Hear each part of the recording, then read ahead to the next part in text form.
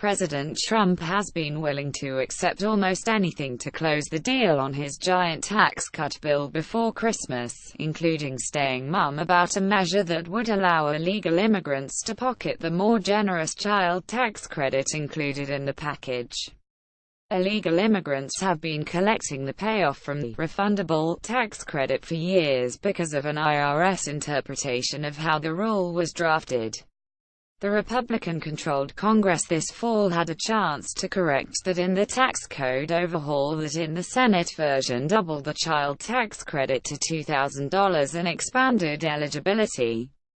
The House bill increased the child tax credit to $1,600 and upped the income cutoff to receive it. Both bills neglect to require that the worker have a Social Security number to claim the credit but require only that the qualifying child have a Social Security number. Under those conditions, illegal immigrant workers with children who benefit from birthright citizenship, a relatively common phenomenon among America's estimated 12.5 million illegal immigrants, could cash in. The measures fly in the face of Mr. Trump's ghetto rhetoric on illegal immigration and his "America First" agenda. Temple University law professor Jan C. Ting recently wrote for the Center for Immigration Studies, a think tank in Washington. Photos, sticky fingers stars caught shoplifting. Before the Senate voted on the Tax Cuts and Jobs Act, Donald Trump said, "A vote to cut taxes is a vote to put America first. It's time to take care of our workers," he wrote. Allowing illegal aliens who are not authorized to work to get refundable tax credits does the opposite, while the IRS has the authority, if not the mandate, to deny these credits to illegal aliens. Congress should resolve any ambiguity, he said. When asked about it, the White House deferred to Congress. "That's a better question for the House and Senate," said a White House spokesman. Mr. Trump also has eased off of other tax reform goals he once backed in the name of deal-making and of getting a badly needed political trophy win on Capitol Hill for his first year in office.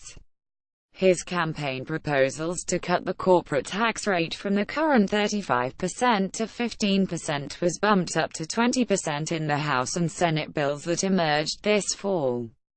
The president then made the 20% corporate rate the non-negotiable level until lawmakers started suggesting 21% or 22% in their search for revenue to fund other priorities. "The focus is on getting the lowest corporate rate possible," said White House Press Secretary Sarah Huckabee Sanders.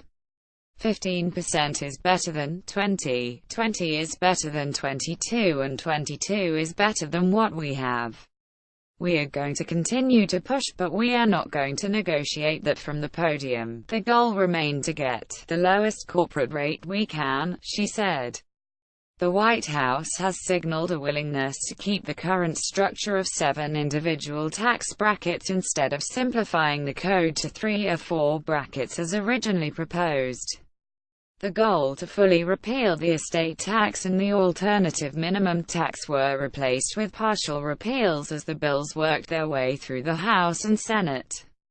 Mr. Trump has kept his focus on the big picture of delivering tax cuts to businesses and middle-class families, and on doing it by Christmas. "I think we're going to have a fantastic tax bill," Mr. Trump said last week at a cabinet meeting.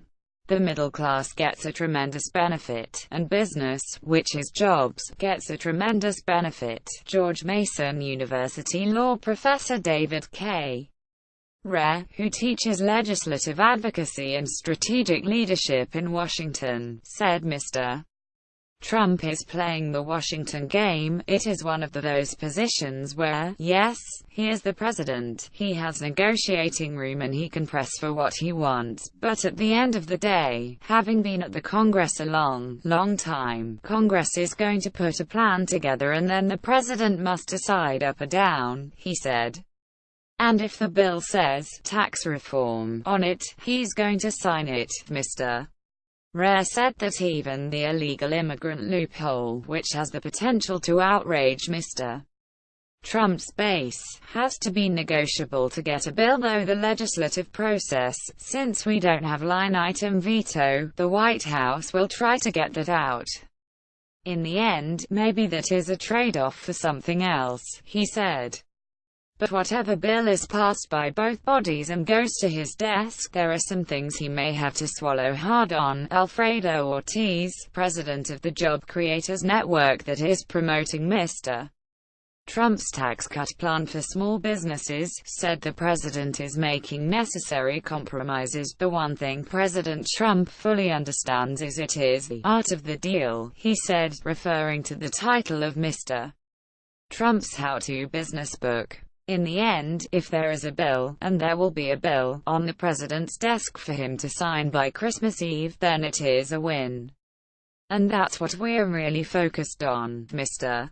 Ortiz, who has been involved in tax cut talks at the White House and on Capitol Hill, said the only non-negotiable item left for the president is getting the bill finished on schedule. The red line is it must get done this year, he said. I don't think there will be any conversation or any negotiation if it looks like this thing goes into 2018.